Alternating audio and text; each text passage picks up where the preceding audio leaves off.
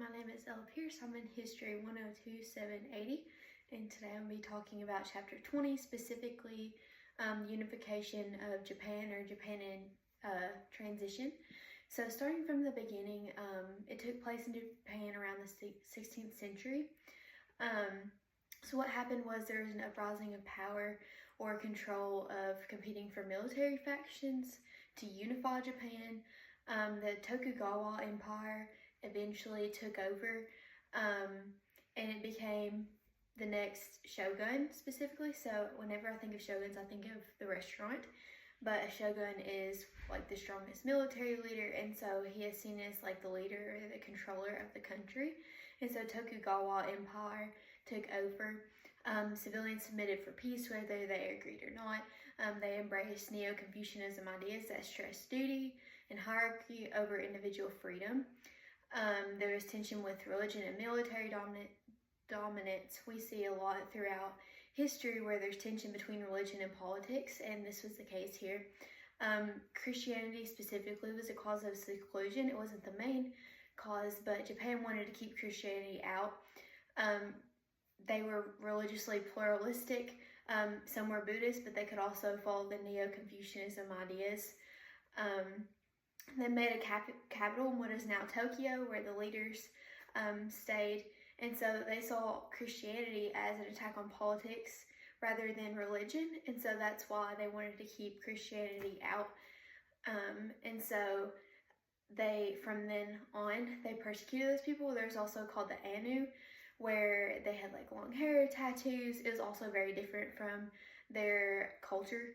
And so they also persecuted them as well. And they wanted to keep the Neo-Confucianism ideas because they're so different and they cause people to think differently rather than more of like a communist idea here. It wasn't communist, but as we study more communism now, I can kind of see it back in this Japan area where they wanted people to think only these ideas and these ideas to follow them and not have ideas of their own. So this was basically a little bit about their transition into the Tokugawa Empire. Keep in mind, Japan was very secluded during this time, but we're going to talk about the growth that they still had.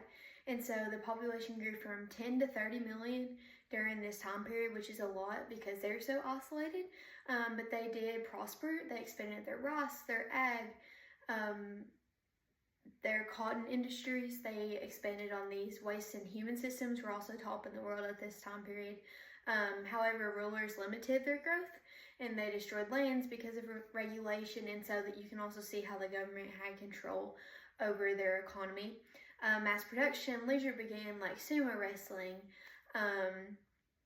and so we see a lot of the art and the literature that was also developed in this time period. Commoners got by on grains and less meat, and so we see a lot of these foods today, like tofu, soy, beans. They got by on a lot of these food items back then during this time period, and so they became common. It was their staple foods, and we still see them today. So males also dominated society. Right now in my history class, I'm learning about the Cold War, and I see a lot of the same ideas here. So when the males went off to fight in war, women took their jobs, and this is also where women became more empowered and became a name for themselves. And you also see this here where women started to have more rights and work in the working industry, started making a name for themselves. And so again, they expanded on literature, art. There was social tension with old warriors trying to adapt to urban life. We see that in, because we are in the Bible Belt, we see that in churches. We see how older leaders don't want to adapt to new things. So we see kind of like a transition there, though, in the Japan area where the old warrior class didn't want to adapt to the new life and the new traditions. And so we see that tension. Ultimately, yes, Japan does continue to fall and rise up again, but there was still conflict because it was so isolated. I believe that they were conflicted among themselves, and that caused to rise and falls rather than things around them, because they, again, were isolated, and so that didn't really bother them as much, but it was division inside that caused downfalls and uprisings.